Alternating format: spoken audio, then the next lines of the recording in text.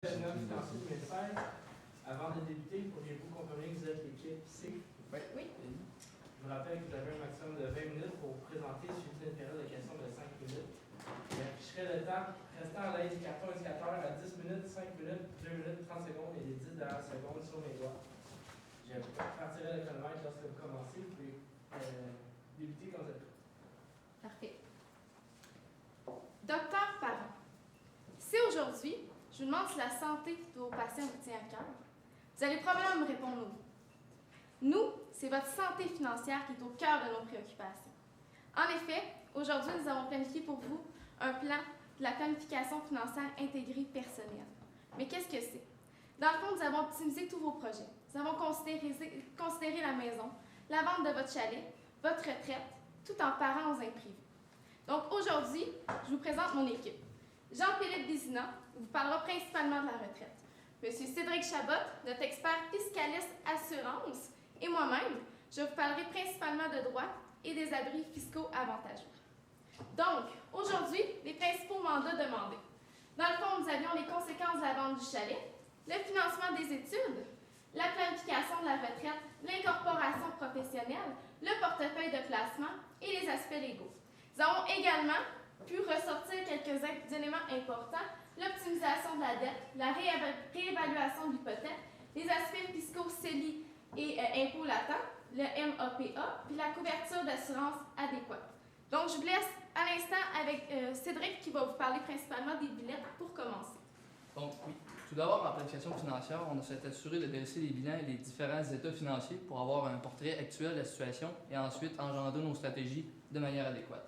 Donc, si on regarde l'actif ici présent, on voit qu'il se composait principalement de la résidence principale et du chalet. Et ce qui composait principalement le passif, c'était l'hypothèque qu'on avait rattachée à la résidence. Donc, si on passe ensuite à ce qui nous intéresse principalement, demain matin, si vous décidez, M. Parent, vous avez obtenu une valeur nette positive de 376 000 et dans le court terme, si on doit payer les créanciers, on a des liquidités successorales s'élevant à 86 000 ce qui est une bonne chose. On n'est pas dans le problème ici. Donc, pour la suite, concernant vos besoins d'assurance, vous nous avez demandé d'évaluer si vous étiez suffisamment couvert. Concernant M. Parent, comme on peut le voir ici, avec les différentes polices d'assurance vie individuelle et collective, vous étiez suffisamment couvert. Mais pour M.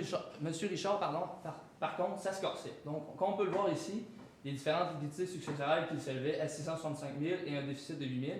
Si on adapte selon les besoins spéciaux qui étaient spécifiés dans le cas ici, on voulait conserver le même niveau de vie durant une période de 27 ans, c'est-à-dire 38 ans à l'âge de M. Richard jusqu'à l'âge de la retraite. On a fait la valeur actualisée de tous ces flux monétaires.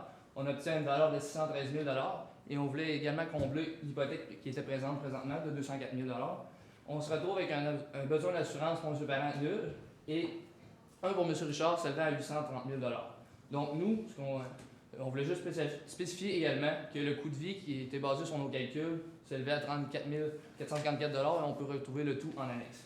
Donc la proposition d'assurance qu'on va vous faire va venir par la suite, mais cette diapositive ici sert à illustrer en tant que tel les besoins d'assurance d'un ménage en général au Québec. Donc on voit qu'au moment où les besoins sont les plus élevés, les besoins temporaires, qui sont par la suite décroissants, c'est au même moment où les ressources financières sont les plus limitées. Donc, ce qu'on dégage de ça, c'est qu'il faut aller chercher un produit qui est le moins dispendieux possible. C'est pourquoi on opte pour l'assurance temporaire. Donc, le besoin qui était ici de 830 000 pour M. Richard, qui avait un horizon d'hypothèse en fait de 27 ans, c'est pourquoi on offre une assurance temporaire de 30 ans et la prime annuelle s'élevait à 1 200 $. L'avantage de ce produit, comme je le mentionnais auparavant, plus abordable. Donc, on peut utiliser l'argent qui est un produit d'assurance permanente, nous a coûté plus cher pour l'allouer à un autre épargne et beaucoup plus flexible par la suite. Juste un bémol à apporter ici. Concernant M. Parent, vous avez une T10 présentement, qui a été souscrite en 2009. Mais dans 4 ans, il faudrait revoir vos besoins d'assurance. Par la suite, on pourrait rencontrer et effectuer le même processus. Donc, on va passer par la suite. Je vais passer la parole à Audrey-Anne pour ce qui était de l'assurance invalidité et de l'hypothèque. Donc ici, je continue. Je vais juste faire une part par rapport à votre assurance invalidité. Nous allons regarder qu'est-ce que vous aviez présentement. Dans le fond, nous, on se base sur 3 critères. Soit la période période d'indemnisation, le délai de carence et la définition de l'emploi. En ce moment, vous avez une définition de l'emploi qui est à la profession, ce qui peut être très avantageux. Comme ça, si jamais vous tombez en invalidité, c'est votre profession. Si vous n'êtes pas capable d'obtenir votre profession, vous êtes considéré comme invalide. Donc, c'est une protection qui est quand même assez complète. Cependant, il y avait 3 recommandations que je voulais vous formuler à ce propos. Ne pas prendre l'assurance prime garantie. Dans le fond, en ce moment, votre assurance invalidité risque de vous coûter plus cher d'avoir une prime parce que vous avez cette disposition-là sur votre contrat. Je sais que votre santé est très bonne en ce moment, mais ça serait bien de considérer, peut-être resouscrire pour voir à quel niveau ça pourrait se situer, puisqu'une prime garantie, un renouvellement garanti, c'est souvent un petit peu plus élevé. L'indexation de la rente. En ce moment, la rente est indexée. Ça serait peut-être bien de considérer la différence entre une rente non indexée. Peut-être pouvoir mettre l'argent entre la différence dans un compte, puis le faire plutôt fructifier. Cet argent-là pourrait peut-être servir à autre chose, ou sinon, si vous tombez invalide, vous pourriez avoir cette portion d'argent-là pour assurer votre indexation. Deuxièmement, la payer annuellement. En ce moment, la payer mensuellement. Une stratégie qu'on pourrait proposer, ça serait de mettre votre argent dans un compte bancaire mensuel, donc on ferait des intérêts sur cet argent-là, payer la prime annuelle, puis on pourrait garder l'argent qu'on a fait les intérêts dessus. Donc, ça vous fait un petit montant de plus à ce niveau-là. Par ailleurs, j'ai évalué également votre hypothèque. Dans le fond, on avait un taux de 6,10 en ce moment, donc ça serait bien de considérer si on peut faire un refinancement. J'ai regardé tout ça. Dans le fond, en ce moment, les taux négociés variables, on peut parler du 2,30, puis un taux fixe 5 ans, 2,70.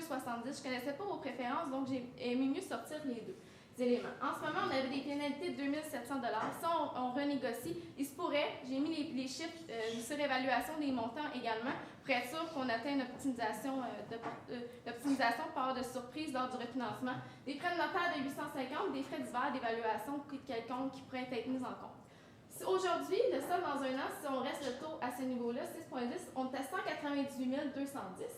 À 2,30 dans un an, on tombe à 199 196 et 2,70 à 199 530. Donc, en ce moment, le refinancement hypothécaire sur cette tranche-là n'est pas nécessairement envisageable. Vous seriez mieux d'attendre à l'année prochaine. Donc, c'est pour qu'est-ce qui est de l'hypothèque. Cependant, il y a une optimisation de la dette qui pourrait être envisageable par rapport à votre hypothèque. Aujourd'hui, on a un compte bancaire s'élevant à 18 000. Je n'ai pas voulu toucher à ce compte bancaire-là, puisque vu qu'on avait une assurance invalidité avec un délai de carence de 90 jours, je me considérais que c'était peut-être bien de garder cet argent-là comme coussin de sécurité, vu que vous avez quand même un revenu assez élevé.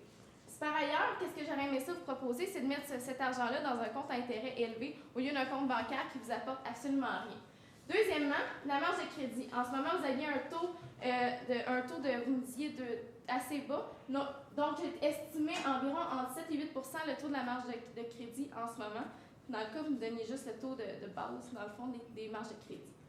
Par ailleurs, la disponibilité sur hypothèque, on parle de 99 860 $ qui pourraient être utilisés sur la marge de crédit. Qu'est-ce qu'on pourrait faire? Une autre alternative auquel j'aurais pensé, l'ouverture d'une marge de crédit hypothécaire au lieu de la marge de crédit que vous avez actuellement.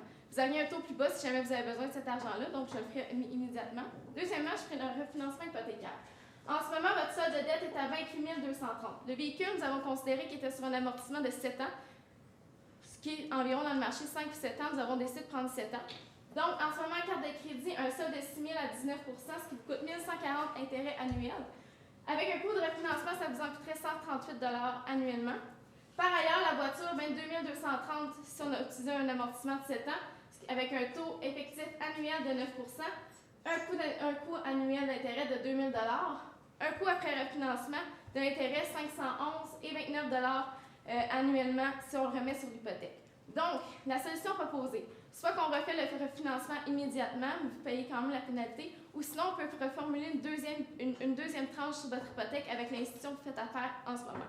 Seulement, c'est intéressant de considérer qu'une deuxième tranche, certaines institutions peuvent jouer là-dessus pour nécessairement le taux. Lorsque vous allez négocier le taux, ce serait important de faire revenir en même temps les termes de votre hypothèque pour avoir une forte proportion de négociation à ce niveau-là.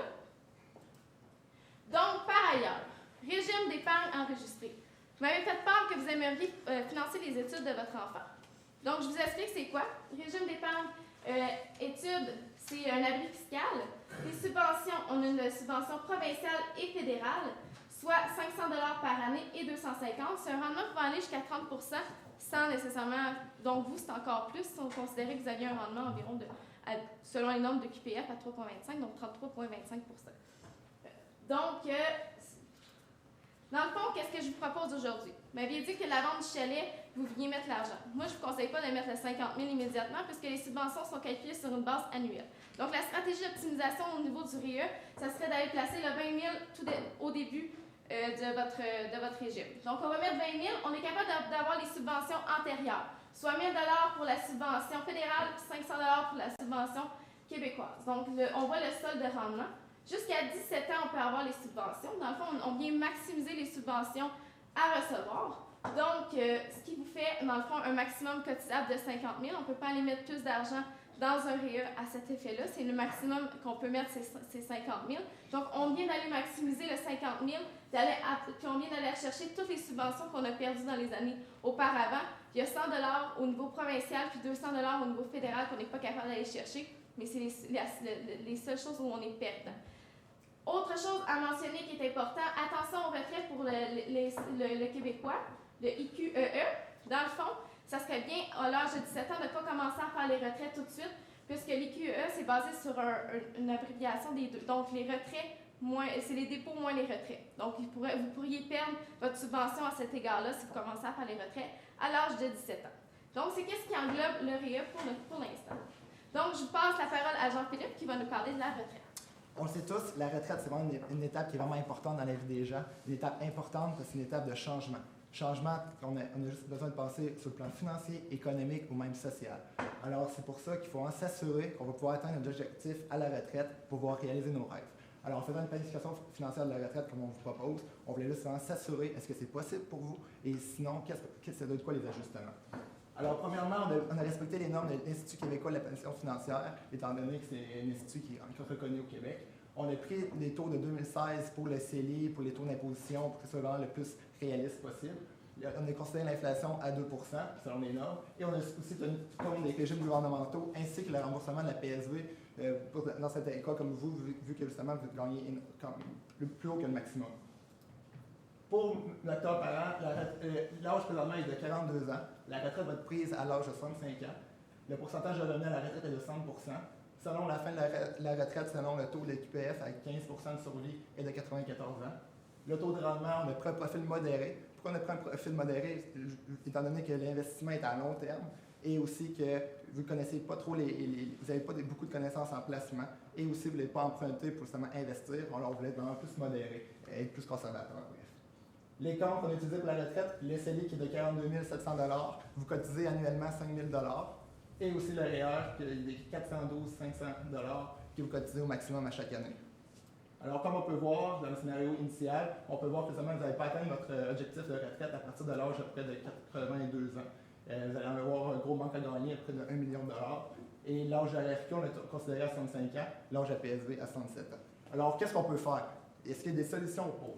Alors, comme on peut voir, pour le CELI, vous cotisez 5 000 $ par année. On trouvait que ce serait peut-être important de maximiser le CELI. Alors, justement, d'utiliser les cotisations utilisées de 6 000 $ qui sont passées, et aussi pour les années futures, de maximiser le CELI. Ici, on a fait un peu une table avec des hypothèses, si ça continue comme c'est présentement, avec le taux qui augmente de 500 $ par tranche. Vous pouvez aussi retrouver le tableau plus détaillé en annexe en passant. Aussi, deuxième chose, est-ce qu'il y a un autre moyen? Est-ce qu'on peut prolonger l'âge de la retraite? Vous, dans votre cas, la retraite est à 65 ans. On fait que c'est un peu difficile de prolonger l'âge de la retraite. On pourrait diminuer le pourcentage de revenus de retraite, que vous avez demandé 60 %. Et aussi, on pourrait avoir des avoirs supplémentaires. On trouve dans le cas-ci que c'est peut-être un peu plus difficile. Alors, on a pris l'hypothèse de diminuer le pourcentage de revenus de retraite. Alors, on peut voir. On a diminué de 180 000 de revenus de retraite à 140 000. Ça, c'est en dollars aujourd'hui actuels.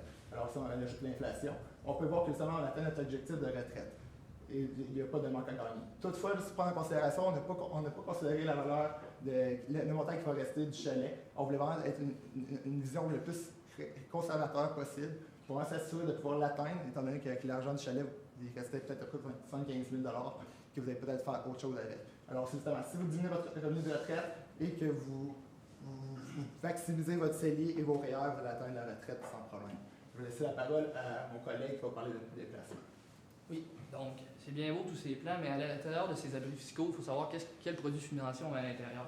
Donc, dans ce cas-ci, avec un actif plus ou moins élevé, même encore là, même si on avait des plus importantes sommes à placer, c'est important de bien diversifier notre risque, de gérer notre risque en matière de placement. C'est pourquoi on opte, même si on voit ici les différentes alternatives, on opte pour les fonds communs de placement qui se diversifient au niveau géographique, sectoriel et par type de revenus, puisqu'il y a plusieurs produits inclus à l'intérieur de ces fonds communs. Donc, pour la suite, on va passer. Brièvement, le temps nous manquant, on va passer rapidement sur notre politique de placement, mais l'important pour vous, M. Parent, c'est que présentement, votre risque n'est pas diversifié au niveau des 3 éléments que je viens de mentionner. Donc, nous, ce qu'on veut faire, c'est vraiment aller gérer le risque de manière dans un marché baissier, comme en ce moment où l'économie canadienne va plus ou moins bien. Il faut vraiment faire attention à ne pas perdre le capital qu'on accumule pour les objectifs futurs. Donc, on voit ici les différentes familles de fonds et les avantages reliés aux fonds communs de placement. Comme je vous le mentionnais, le temps nous manquant, vous pourrez regarder le tout. On va passer par la suite. Présentement, votre portefeuille il est alloué de quelle manière? Mais juste mentionner présentement, l'horizon de placement que vous avez étant de plus de 10 ans et votre tolérance au risque qui est en modéré, on a opté pour le portefeuille 8, selon notre matrice d'investissement.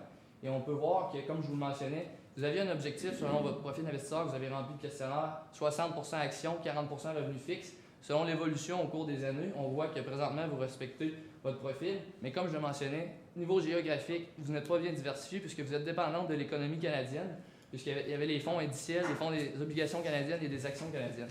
Parmi la liste de fonds communs de placement qui nous étaient proposés, j'ai pu constituer le portefeuille numéro 8 qui vous a été présenté précédemment. Et on peut voir la constitution ici. Je suis allé du niveau américain, obligataire canadien, action canadienne et principalement aussi le point que je vais apporter, c'est immobilier mondial. Donc je me diversifie à travers les géographies, mais également les fiducies de placement immobilier ne sont pas nécessairement reliés au marché boursier. Donc on vient diversifier notre risque d'une manière supplémentaire, ce qui est très excellent dans ce cas-ci. On pouvait voir l'expérience de rendement de 7,92 malgré le fait qu'on a tout fait nos hypothèses précédentes à 3,25 pour être conservateur. Donc on voit ici la répartition du portefeuille de placement. Puis principalement, les études de Gabriel, on va y aller avec la disposition du chalet, les montants qu'on a immédiatement, et on va opter pour le REER. Alors que la retraite et les autres objectifs à long terme, on va y aller pour le REER, CELI et les non enregistrés, lorsque ceux-ci seront remplis, même au maximum. Donc, côté fiscalité maintenant, il y avait un important aspect à aborder puisque vous êtes médecin, vous avez le droit de vous incorporer. Sauf que présentement, il y a une nouvelle loi au changement fiscal. Il faut que vous ayez au moins 3 employés et plus pour pouvoir avoir accès à la DPA et aux différents avantages. Donc, pour vous, on voit ici les principaux avantages. Le revenu net après déduction qui était assez inférieur à 500 000, le plafond des affaires. Et présentement, votre coût de vie, lorsqu'on enlève les charges et l'épargne, qui s'élevait à 34 000 comme j'ai mentionné tout à l'heure, c'est pas très élevé. Donc, ce qu'on aurait à vous proposer, comme vous l'avez mentionné dans le cas, ça serait la mise à part de l'argent. Brièvement, cette stratégie, le but, c'est de transférer les intérêts non déductibles d'un travailleur autonome non incorporé afin qu'il le soit. Donc, on a 2 comptes distincts et on prend les liquidités et les dépenses personnelles les liquidités qui proviennent des revenus bruts de l'entreprise afin de financer les dépenses personnelles et les intérêts non déductibles, alors que toutes les dépenses d'affaires, on les finance à l'aide de la marge de crédit hypothécaire qui est disponible selon l'équité de la maison. Le résultat, 100% des dépenses d'affaires et les intérêts qui n'étaient pas déductibles auparavant le deviennent. Donc, on a une efficience fiscale ici accrue.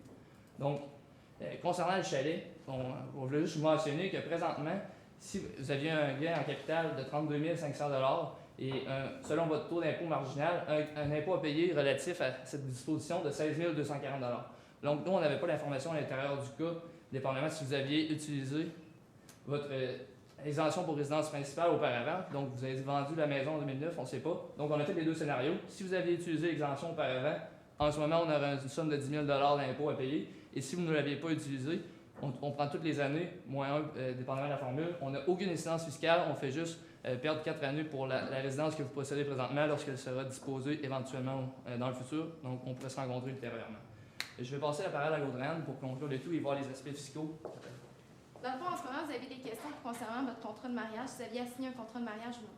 Dans le fond, en ce moment, si vous ne signez pas de contrat de mariage, vous êtes présentement sur la société d'acquis. Donc, tous vos biens avant le mariage sont propres à vous et tous ceux acquis après le mariage sont à vous deux. Il y a quelques éléments à considérer, là. Il y a quelques divergences à ce niveau-là dans la loi. Ça serait bien de le considérer. Dans le fond, le contrat de mariage, ça serait vraiment utile si jamais vous voulez disposer de vos biens autrement. Deuxièmement, vous avez un testament holographe. En ce moment, je vous conseillerais d'utiliser un testament notarié. Pourquoi? Dans le fond, le testament holographe, vous aviez quand même un grand délai avant de pouvoir avoir accès aux sous. Dans le fond, il faut faire holographier le testament. Donc, ça serait bien de pouvoir avoir un testament notarié. En plus, les prix d'un testament notarié, on parle de 300-500 $ par personne, tandis que le testament holographe, pour le faire mandater par la Cour, c'est environ 1 000 $. Donc, ça serait bien ici, dans ce cas-là, de pouvoir faire passer chez le notaire pour pouvoir faire votre testament. Par ailleurs, on va parler de mandat d'inaptitude et de procuration générale d'administration. Dans le fond, la mandat d'inaptitude, ça va vous servir si jamais un des deux tombe malade, autant physique que psychologiquement. Donc, ça serait très avantageux de le faire. La procuration générale d'administration va être utile entre les deux parce que le mandat d'inaptitude, on doit le présenter à la Cour et donner prouver que la personne est inapte, tandis que la procuration d'inaptitude, dans le fond, permet de pouvoir faire entre les deux. Donc, c'est ce qui conclut la présentation. Il faut maintenant passer à la période de questions.